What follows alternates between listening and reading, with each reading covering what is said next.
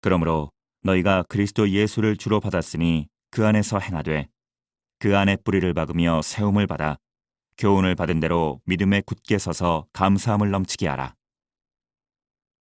누가 철학과 헛된 속임수로 너희를 사로잡을까 주의하라. 이것은 사람의 전통과 세상의 초등학문을 따름이요 그리스도를 따름이 아니니라. 그 안에는 신성의 모든 충만이 육체로 거하시고 너희도 그 안에서 충만하여졌으니 그는 모든 통치자와 권세의 머리시라. 또 그 안에서 너희가 손으로 하지 아니한 할례를 받았으니 곧 육의 몸을 벗는 것이요 그리스도의 할례니라.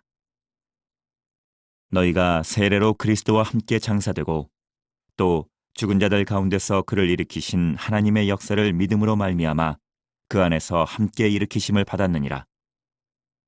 또 범죄와 육체의 무할례로 죽었던 너희를 하나님이 그와 함께 살리시고 우리의 모든 죄를 사하시고 우리를 거스르고 불리하게 하는 법조문으로 쓴 증서를 지우시고 제하여 버리사 십자가에 못 박으시고 통치자들과 권세들을 무력화하여 드러내어 구경거리로 삼으시고 십자가로 그들을 이기셨느니라.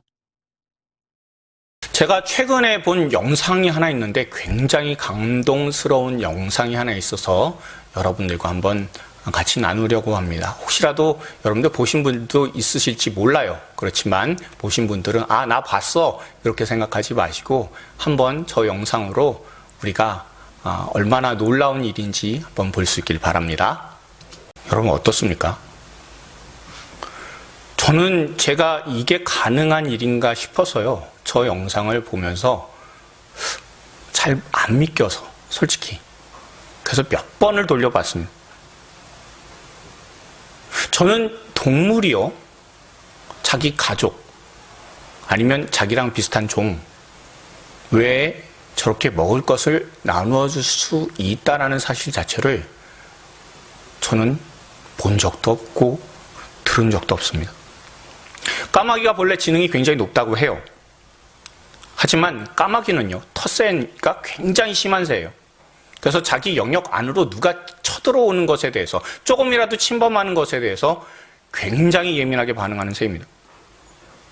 그런데 자신의 영역을 침범해서 먹을 것을 바라고 다가온 생쥐한테 너무나 감동적인 반응을 하지 않습니까? 또한 배고픈 생쥐한테 공감하지 않으면 이런 일이 불가능해요. 게다가 좋은 머리를 사용해서 빵을 최대한 그 쥐 근처까지 가지고 가고 다른 짐승이 혹시라도 그 빵을 갖고 갈까봐 몰래 나뭇잎으로 덮어주는, 쥐는 봤잖아요. 그리고 또한 빵 냄새도 날 거잖아요.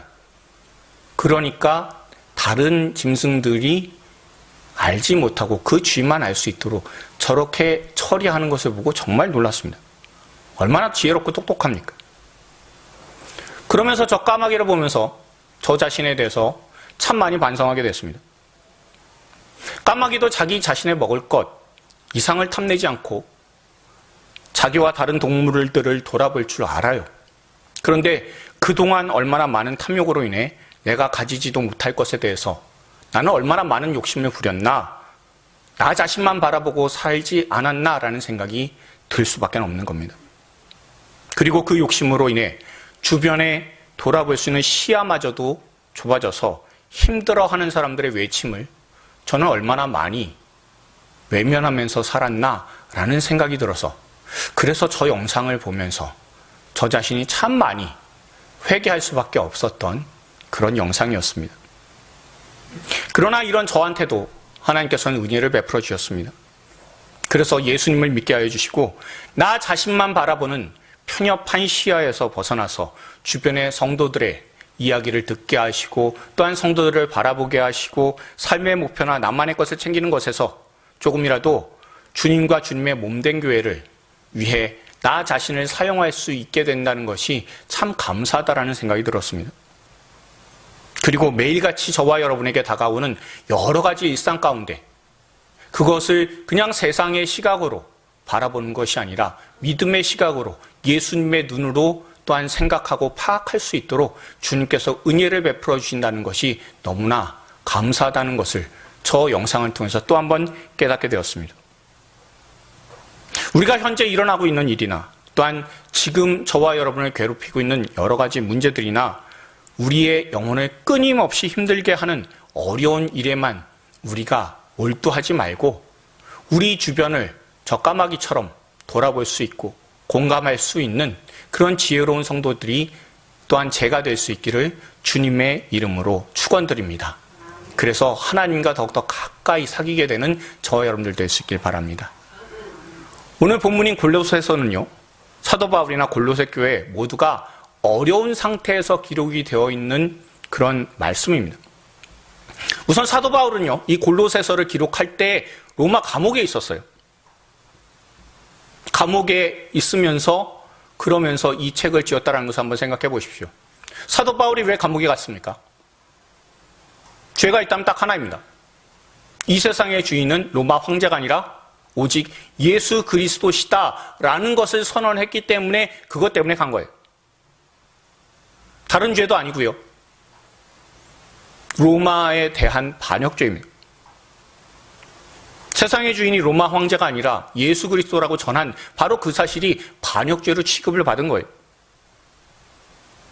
물론 바울이 황제에게 내가 상소를 합니다 라고 해서 그래서 로마에 가게 된 것이긴 하지만 죄목 자체가 반역죄잖아요. 그러면 얼마든지 감옥 안에 갇혀 있다가 잘못하면 목숨을 잃을 수밖에 없는 불안한 상황입니다.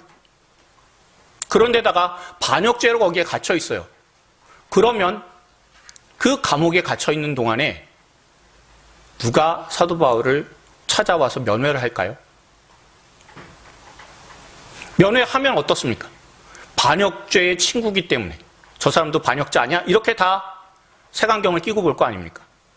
그러면 사도 바울이 감옥에 갇혀 있는데 그럴 때 면회도 거의 없다시피 한 그런 상황, 굉장히 고립된 상황에 빠져 있다는 것을 우리가 알 수 있어요. 그러니 사도 바울은 굉장히 어려운 상황에서 이 골로새서를 기록을 했다는 것을 우리가 알 수가 있습니다. 또한 골로새 교회도 굉장히 어렵습니다. 이 교회는 사도 바울이 직접 개척한 교회는 아니에요. 또한 그곳에서 지속적으로 목회한 것도 아닙니다. 제가 골로새 교회가 위치가 어느 정도인지 그리고 어떤 곳인지 제가 잠깐 보여드리도록 할게요. 저 골로새라는 지역을 잘 보시면 근처에 에베소가 있습니다. 그러니까 에바브라라는 사람이요, 에베소에서 사도 바울이 목회를 할 때 그때 은혜를 참 많이 받았어요. 그래서 자신이 골로새로 가서 거기에서 개척을 하게 됐습니다. 근데 개척한 장소가 어떻습니까? 시골이에요. 사람 그렇게 많지 않은 마을이에요. 저 허허벌판과 같이 저렇게 주변에 아무것도 없는 것 같은, 옛날엔 마을이 있었겠죠. 그런데 그 마을이 지금 사라졌다는 것은, 그것은 바로 그 당시에도 그렇게 큰 마을은 아니었을 것이다 라는 것을 우리가 생각해 볼 수가 있습니다.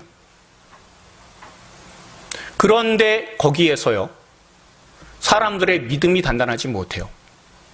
교회의 믿음이 단단하지 못하게 되면 반드시 발생하는 일이 뭐가 있냐 하면요, 교회를 어지럽히려고 하는 사람들이 들어와서 교회를 흔들게 됩니다. 행위로 구원받을 수 있다라고 하는 유대 율법주의 이단도 들어왔고요. 또한 세상은 너무나 더러운 것이니까 그 더러운 것에 대해서 만지지도 말고 생각조차도 하지 말라라는 금욕주의에 입각한 그런 이단도 들어왔어요. 또한 예수님만 믿는 게 전부가 아니다, 영적인 건 다 믿어야 돼 라고 하면서 천사 숭배까지 주장하는 이단도 들어왔어요. 신비주의 이단입니다. 그런 이단들이 들어와서 교회를 굉장히 어지럽힙니다. 제가 다시 한번 말씀을 드리지만 큰 마을이 아니에요. 그런데 교회 자체도 그렇게 크지 않았겠죠. 그 작은 교회에 다양한 이단이 들어와서 교회를 어지럽히고 있는 굉장히 힘든 그런 상황입니다. 그때 사도 바울은요, 이 골로새서를 기록해서 보내면서 무슨 의미로 이야기를 했냐면, 오직 붙잡을 수 있는 것은 예수 그리스도 한 분이라고, 그분이 바로 머리시라고, 머리이신 예수님만 붙잡아야 올바른 신앙생활을 할 수 있고 또한 하나님께서 기뻐하시는 삶을 살아나갈 수 있다라고, 끝까지 예수님을 붙들고 신뢰하고 믿음 흔들리지 말라라고 그렇게 기록해서 보낸 것이 바로 이 골로새서입니다. 그러니까 우리가 알 수 있는 것은요, 현재 눈에만 자꾸 보여지는 것, 거기에만 우리가 집착하는 것이 아니라 그걸 넘어서서 믿음으로 우리 주님을 바라볼 때 그때에 우리를 인도하시고 이끌어 나가시는 하나님의 놀라운 역사가 있다는 것을 분명히 보여주는 기록된 책이 바로 이 골로새서입니다. 그러니까 골로새서의 배경에 대해서 지금 말씀을 드렸어요. 그리고 나서 우리가 읽은 오늘 본문 한번 묵상을 해보십시오. 그러면 제일 먼저 여러분들의 마음에 또한 여러분들의 눈을 사로잡는 그런 말씀은 무엇입니까? 우리가 오늘 본문 8절의 말씀을요, 공동번역으로 한번 읽어보도록 할게요. 읽습니다. 여러분은 헛된 철학의 속임수에 사로잡히지 않도록 조심하십시오. 그것은 세속의 원리를 기초로 인간이 만들어서 전해준 것이지 그리스도를 기초로 한 것이 아닙니다. 아멘. 다시 말하면 지금 현재 사람들의 믿음을 흔드는 세속의 원리에 대해서 집착하지 말라라고, 그 세속의 원리, 세상 돌아가는 일들에 대해서 너무 관심 가지지 말고 또한 그것 때문에 속지 말라라고 우리에게 분명하게 말씀 통해서 알려주고 있어요. 그러니까 이 말씀을 다시 한번 묵상해 보면요, 세상은 항상 믿는 사람들을 뭐 하려고 해요? 속이려고 합니다. 제가 처음 해본 동영상, 거기에서 충격받은 이유가 하나 있어요. 아까도 말씀드린 것처럼 본래 짐승이라는 것은 날 때부터 자기만 생각하는 존재예요. 그리고 자기 영역을 침범한다 싶으면 죽일 듯이 달려들고요, 전혀 공감하는 능력은 없고 오직 공감할 수 있는 힘은 만물의 영장인 인간만 할 수 있다는 것, 학교에서 배운 거의 진리와도 같았던 그런 얘기였습니다. 그런데 그 생각 자체가 다 깨지는 거예요. 그렇지 않습니까? 세상 현실을 보면 아까 본 그 까마귀보다도 훨씬 못한 사람들이 세상에 널리고 널렸어요. 어떨 때는 저도요, 저 까마귀만도 못하구나라는 생각 들 때가 얼마나 많은지 모릅니다. 그러니 세상은요, 여러 가지 일들과 가르침을 통해서 믿는 사람뿐만이 아니라 믿지 않는 사람들마저도 다 속이고 있는 것이 세상이구나라는 것을 우리가 생각해 볼 수가 있는 거예요. 우리가 조금 전에 본 짧은 영상을 가지고도 큰 깨달음을 얻게 되는데, 우리가 겪고 있는 여러 가지 일상 속에서 세상의 모습을 보게 되면 우리가 참 많이 속고 있구나라는 것을 깨닫게 되는 경우가 얼마나 많은지 몰라요. 끊임없이 세상은 우리 믿음에 대해서 의심하게 만들고 또한 우리를 속이고자 얼마나 노력을 많이 합니까? 사도 바울이 편지를 보낸 이 골로새 교회도요, 그 안에 세상의 모습들이 너무 많이 들어와 있는 거예요. 그러다 보니까 골로새 교인들이 말씀을 믿는 것이 아니라 세상을 믿고 세상에 속게 되는 일들이 계속해서 발생하게 됩니다. 그런데 조금 전에 읽은 것처럼 철학이라고 하니까 뭐 대단한 학문처럼 여러분들 생각하게 되잖아요. 물론 맞기도 해요. 그런데 이 철학이라는 뜻은요, 헬라어로는 필로소피아라는 말을 써요. 그런데 이 단어는 지혜에 대한 사랑입니다. 좋아 보이죠? 지혜에 대한 사랑이니까 지혜를 추구한다는 거잖아요. 근데 중요한 것은 어떤 겁니까? 무슨 지혜냐는 거죠. 그 당시의 지혜가 뭐냐면요, 세상에서 조금이라도 행복하게, 조금이라도 성공하게 하는 그런 지혜를 뜻했습니다. 물론 그리스 철학이라고 하면 대단히 높은 것을 얘기하는 걸 수도 있기도 해요. 근데 그 당시 사람들이, 많은 사람들이 이 철학에 빠져들 수밖에 없었던 이유가 무엇입니까? 조금이라도 그 철학을 가지고 내가 익히면, 노력하면 나는 성공할 수 있고 내가 행복한 삶을 살 수 있다는 거예요. 그러니까 저기에서의 철학은 학문적인 철학이기도 하지만 그 당시의 배경에서 보게 되면 지금으로 따졌을 때 처세술과도 같은 거였습니다. 우리 믿음의 사람들이 세상으로부터 늘 유혹받는 것이 무엇입니까? 믿음 가지고 세상에서 행복할 수 있어? 믿음 가지고 세상에서 성공할 수 있어? 그 믿음 가지고 이 세상에서 잘 살아갈 수 있다고 생각해? 라는 그런 다양한 유혹들을, 그런 속임수들을 우리가 얼마나 많이 세상에서 경험합니까? 적절한 비유가 될 수 있을지 고민하다가 한번 여러분들께 말씀드려봅니다. 제가 예전에 서울에서요, 부교역자로 사역을 할 때, 그때 제가 맡은 교구의 권사님 중에 한 명이 정말 열심히 기도하시는 권사님이 계셨어요. 이 권사님은 핍박이 심했습니다. 남편하고 그 하나밖에 없는 아들이 매일같이 뭐라 그러는 거예요. 교회 나간다고 밥이 나오냐고. 교회 나간다고 생활비가 나가냐고. 생활에 보탬이 되는 것 좀 하라고. 괜한 시간 버리지 말라라고. 매일같이 욕하고 매일같이 핍박을 했습니다. 그러니 가족 안에서 상처를 너무 많이 받게 되는 거예요. 더 당황스러운 것은 뭐냐면요. 집안에 있는 사람들 가운데 돈 벌어오는 사람은 이 권사님 한 분밖에 없는 거예요. 장사하시면서 열심히 돈을 버셨습니다. 남편이든 또한 아들이든 매일같이 술 마시면서 계속해서 핍박만 할 줄밖에 몰라요. 그리고 나가서 사고만 쳐요. 그러다 보니 그 아들의 아들, 그러니까 이 권사님에게 있어서는 손자죠. 이 손자도 대단히 문제아이였습니다. 굉장히 사고도 많이 쳤어요. 그런데 어느 날부터 마음을 잡고 돈을 벌기 시작했습니다. 그때 직업이 뭐냐 하면 프로게이머라는 것을 하게 됐어요. 프로게이머 하면 여러분들 굉장히 생소하실 거예요. 게임을 해요. 근데 그 게임을 하는데 회사에 소속이 돼서 그래서 그 게임을 해서 그래서 그 회사도 알리고 그리고 대회 나가서 입상도 하게 돼서 상금도 벌어오는 그런 일을 하는 사람들이 프로게이머입니다. 너무 잘하다 보니까 큰 게임 회사에 스카웃이 됐어요. 그래서 프로게임으로 돈을 많이 벌게 됐습니다. 전설의 경기도 있어요. 그 팀이 있다고 말씀을 드렸잖아요. 5명씩 겨루는 거예요. 근데 이 팀에서 4명이 연속으로 패배했어요. 하나 남았잖아요. 이 친구가 나머지 5을 다 이겨버려서 역전시킨 경기도 있습니다. 그래서 우승을 차지해서 세상 사람들로부터 그 당시에 게임을 좀 아는 사람들이 굉장히 극찬을 한 경기도 있어요. 그리고 자기가 그런 게임을 해서 그래서 상금을 받으면 그리고 회사에 소속이 돼 있으니까 월급 받을 거 아니에요. 그러니까 11조도 해요. 월급을 통해서.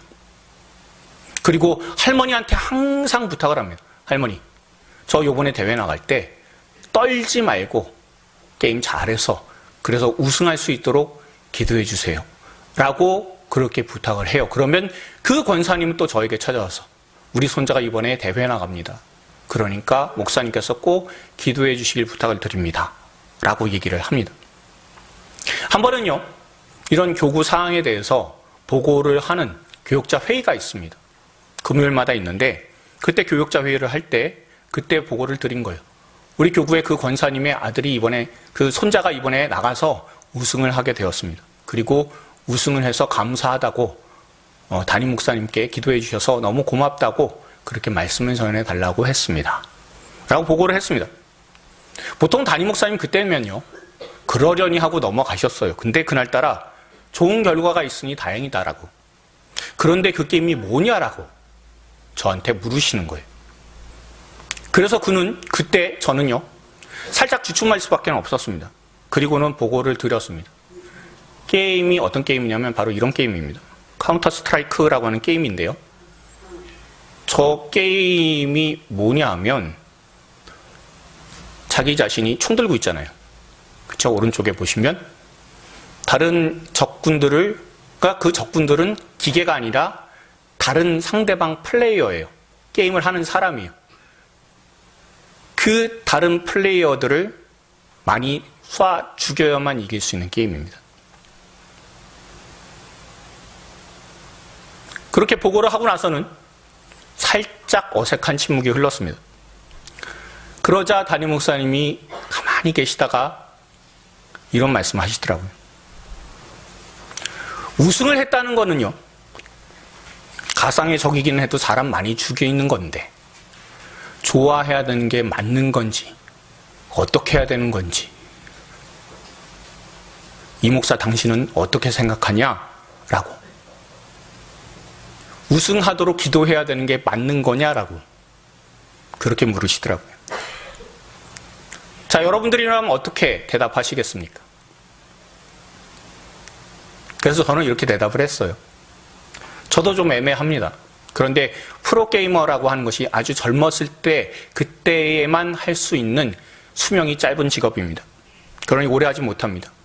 그저 저는 저 친구가 뭔가 하나라도 열심히 하면 된다는 것을 이 게임을 통해서 배우고, 그리고 게임의 폭력적인 모습이 그 아이의 정신과 마음을 지배하지 않게끔 해달라고 기도할 뿐입니다.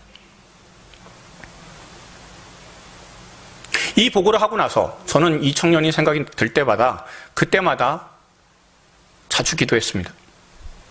하나님, 이 청년의 삶이 게임처럼 되지 않게 해달라고. 다른 사람 죽여서라도 내가 성공을 해야 된다라는 식의 그런 모습이 이 청년의 마음과 생각을 지배하지 않게 해달라고.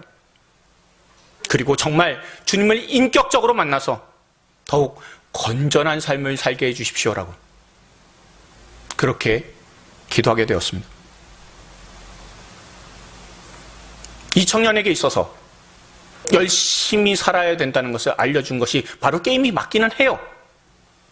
그리고 정말 힘들고 어려운 그런 생활을 하는 가운데서도 소망을 가지고 살아갈 수 있도록 그렇게 해준 것이 바로 이 게임이 맞기는 합니다. 그러나 이 게임이 다른 사람들을 살상하는 가상의 적이긴 하지만 다른 사람들을 죽여야만 내가 살 수 있고 성공하는 이런 게임이 이 청년을 지배하게 된다라고 한다면 그 삶은 온전치 못해요. 그러니 이 청년을 끝까지 이 게임이 붙들어줄 수는 없는 겁니다. 조금 전에도 말씀드린 것처럼 여러분들은 이런 상황이 생기게 되었을 때 어떻게 기도하시겠습니까? 정말 이 청년과 같은 그런 일을 여러분이 제일 가까운 사람이 겪고 있다면 그분을 위해서 여러분들은 어떻게 기도하시겠습니까? 기도한다면 사실은요, 지금 현재 잘못 걷고 있는 그 삶, 거기에서 폭삭망해서 주님께로 돌아와야 됩니다 라고 그렇게 기도하는 것이 사실은 믿음의 기도 아닙니까? 세상은 늘 우리에게 유혹하는 것이 무엇이냐면요, 뭐가 어떻게 돼서든지 성공을 하고 행복하게 되고 그 이후에 열심히 교회 다니면 되는 것 아니냐고, 그게 지혜로운 것 아니냐고 늘 우리의 마음과 생각을 뒤흔들려고 해요. 이것하고 똑같이요, 세상의 그런 악한 모습과 문화가 골로새 교인들을 괴롭혔습니다. 심하게 영향을 미쳤어요. 게다가 일상에서는요, 예수 믿는다고 자꾸 핍박을 당하기도 하고 조롱을 당하기도 해요. 어떻게 십자가에 달린 사람을 신이라고 믿을 수가 있냐라고, 저주받은 것 아니냐고, 그런 이야기를 너무나 많이 들으면서 핍박받았습니다. 그러니 세상의 유혹은 더욱더 강하게 다가올 수밖에 없죠. 그리고 늘 마음속에 그런 생각 들지 않았을까요? 아, 내가 십자가에 예수님을 믿는다고 해서 내 생활이 지금 당장에 잘 바뀌는 것도 아니고 성공할 수 있는 것 같아 보이지도 않고 내가 교회 다니는 것에 대해서 조금 고민을 해봐야 되는 것 아닌가라는 그런 생각이 들지 않았을까요? 그래서 온전한 믿음을 통한, 그것을 통해서 위로를 받고 힘을 얻게 되는 것이 아니라 자꾸 이단의 얘기를 듣고 그 이단의 얘기를 들음으로 인해서 내가 힘을 받고 위로를 받게 되는 것이 골로새 교인들의 일상이 되어버렸습니다.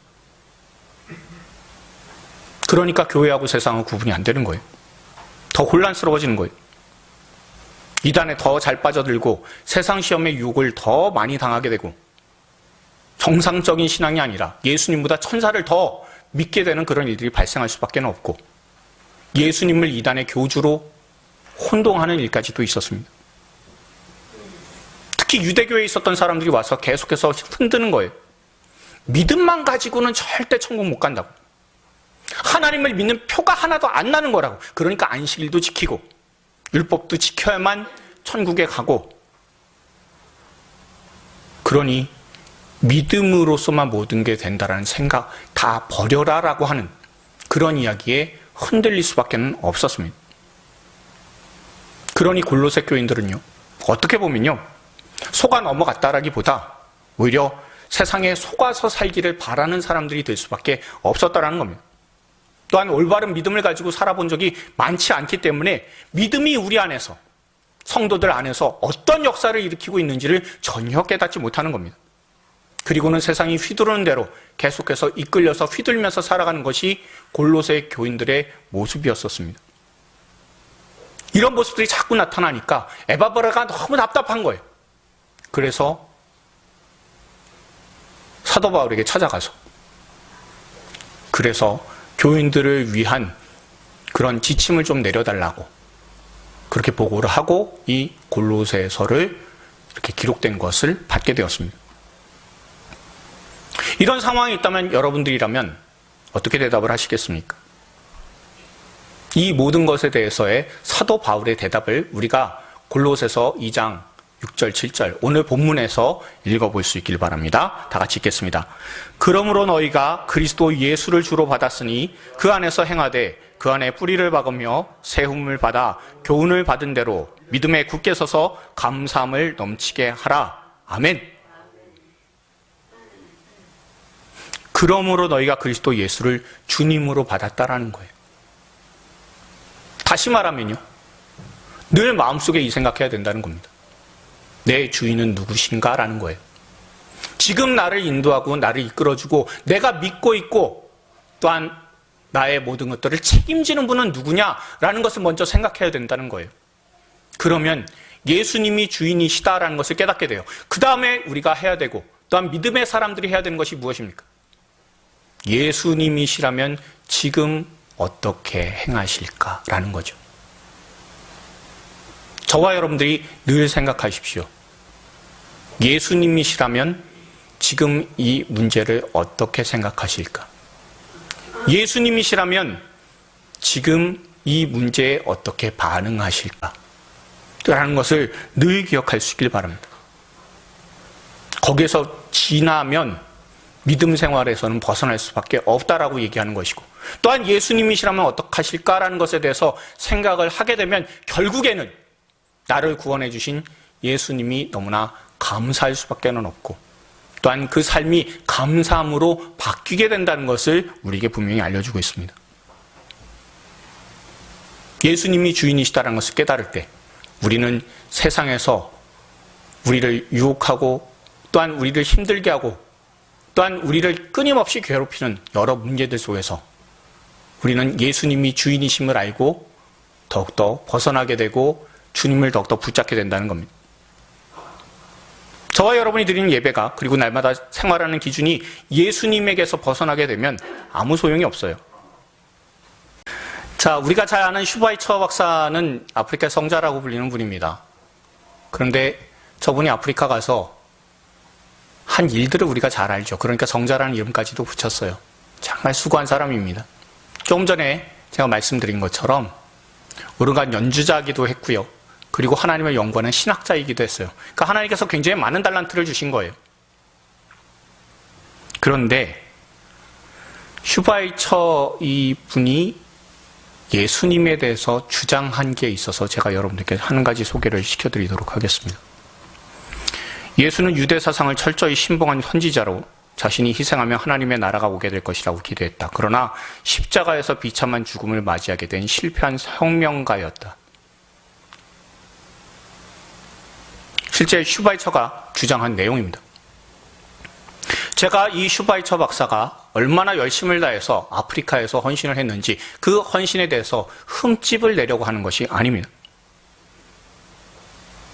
저는 절대로 이 슈바이처 박사가 아프리카에서 행한 그런 모든 헌신에 대해서 저는 할 자신이 없는 사람이에요. 그러니 수고한 것에 대해서는 얼마나 놀라운 일을 한 것인지 저도 인정을 합니다.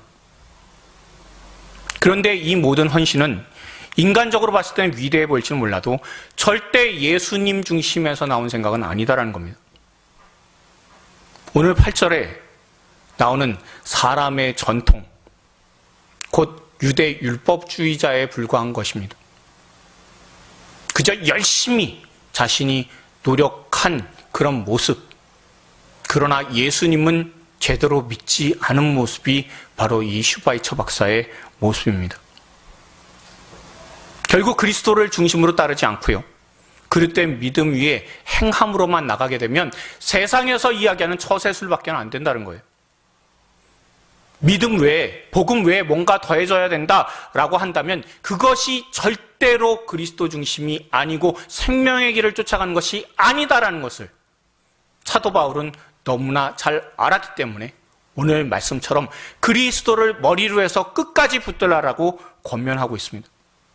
그러니 저와 여러분 모두가 여러분들을 속이려고 하는 세상의 속임수에 휘둘리지 말고 흔들리지 말고 복잡한 그런 처세술에 우리가 마음 쓰지 말고 세상의 이야기에 우리가 더 많이 관심을 기울이기보다 예수 그리스도를 중심으로 해서 주님만 바라보는 믿음의 생활을 해나갈 수 있는 저와 여러분들이 다 될 수 있길 바랍니다.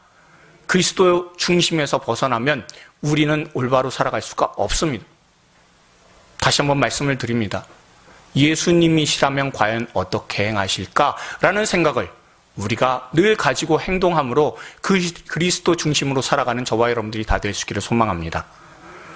또한 두 번째로 우리가 예수님을 우리 삶의 중심으로 파악하게 되면 그것이 우리 삶에 어떤 의미를 가져다 주는가라는 것을 우리가 생각해야 된다는 거예요.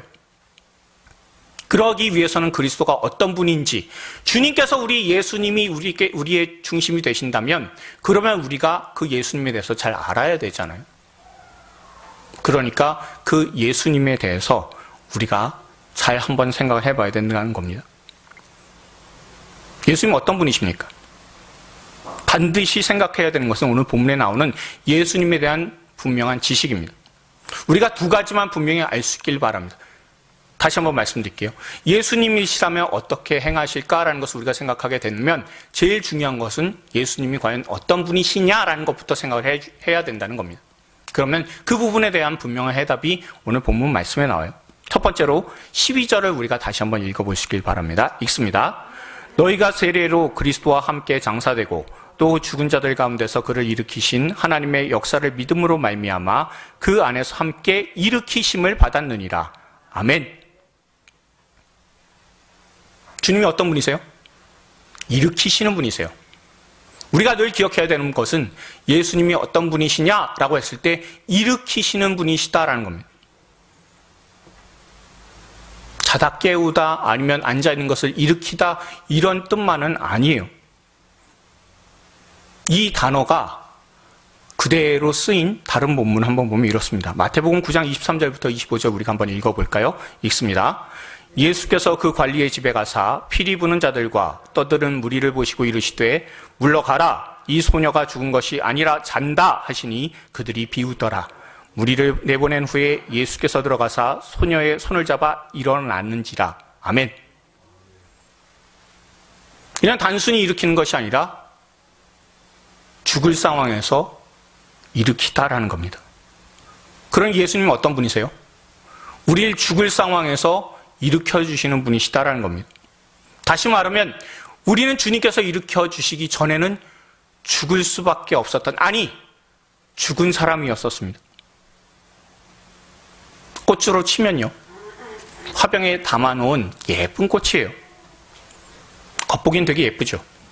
그리고 그 화병에다가 꽃을 꺾어서 거기다 꽂아 놓으면 꽃에서도 향기가 납니다. 그런데 뿌리가 완전히 끊겨서 이제 조금 있으면 죽을 운명이잖아요. 그런데 주님께서 하신 일이 무엇입니까? 그 화병에 꼽혀있는 그 꽃을요, 살리신 거예요. 여러분 생각해 보십시오. 화병에 있는 그 꽃을요, 뿌리에서 꺾인 그 꽃을요, 다시 살아나게 할 수 있는 그런 능력이 우리에게는 없습니다. 물론 뿌리에다가 본드를 붙이고 테이프로 감고 해가지고 그래서 뿌리에다가 붙여놓을 수는 있을 거예요. 그렇지만 그렇다고 해서 꽃이 살아나지는 않습니다.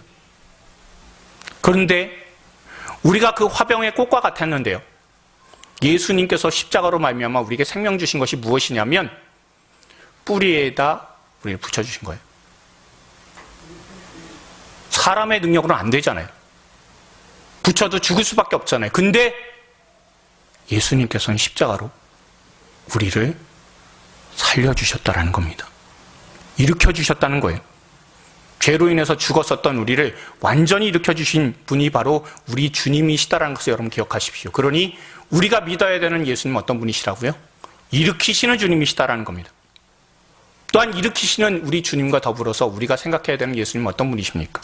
우리가 15절 한번 다시 한번 읽어볼게요. 읽습니다. 통치자들과 권세들을 무력화하여 드러내어 구경거리로 삼으시고 십자가로 그들을 이기셨느니라. 아멘. 세상 권세는 어떤 권세입니까?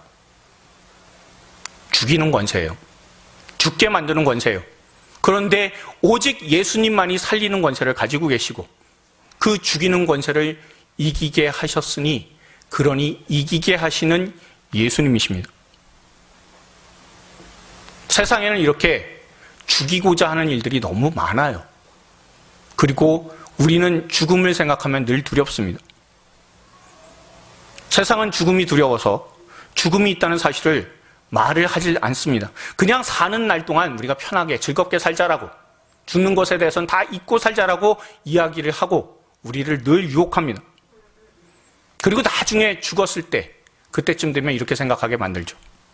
수명이 다하니까 어쩔 수 없는 거야 라고 이야기를 합니다. 절대 죄의 삭은 사망이다라는 것에 대해서 그 말씀을 인정하지 않습니다. 그러니 사람을 죽음으로 억누르고요, 죄로 지배하는 권세들을 사람은 이길 수가 없게 됩니다.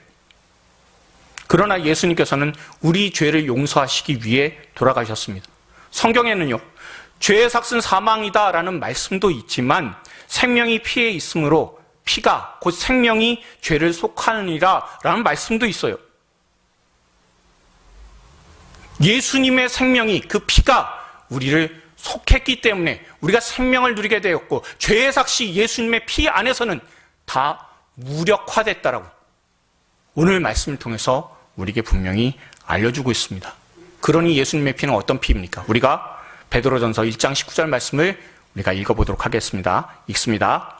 너희가 알거니와 너희 조상이 물려준 헛된 행실에서 대속함을 받은 것은 은이나 금같이 없어질 것으로 된 것이 아니요 오직 흠없고 점없는 어린 양 같은 그리스도의 보배로운 피로 된 것이라. 아멘.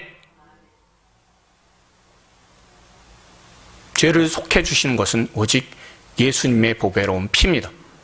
그 피로 인해서 우리가 죄와 사망의 권세를 이기게 되었습니다. 그러니 예수님은 어떤 분이십니까? 바로 예수님께서는 우리를 일으키시고 우리를 이기게 하시는 주님이십니다. 이 주님이 우리의 삶의 중심이 될 때 우리는 온전한 믿음의 생활, 그리고 세상의 여러 가지 유혹과 시험과 헛된 속임수로 인해서 흔들리지 않는 신앙생활을 하게 된다라고 사도 바울은 이 말씀을 통해서 우리에게 강하게 알려주고 있습니다. 저와 여러분이 오늘 붙들어야 되는 예수님은 어떤 분이십니까? 바로 우리를 일으키시고 이기게 하시는 예수님이십니다. 그리고 그 예수님을 마음의 중심으로 품고 늘 우리가 생각할 때 예수님이시라면 과연 어떻게 생각하실까? 예수님이라면 과연 어떻게 행하실까라는 것을 늘 마음속에 생각하며 묵상하며 살아갈 수 있는 저와 여러분들 다 될 수 있길 바랍니다. 그래서 우리가 그리스도 중심으로 삶의 참된 중심이신 예수 그리스도만 믿고 살아감으로 주님께만 영광을 올려드리게 되는 저와 여러분들 다 될 수 있기를 주님의 이름으로 축원드립니다. 우리 주변에 계신 분들한테 이렇게 인사하셨으면 좋겠습니다. 세상의 헛된 속임수에 넘어가지 맙시다. 한 번만 더요. 일으키시고 이기게 하시는 십자가의 능력을 의지합시다.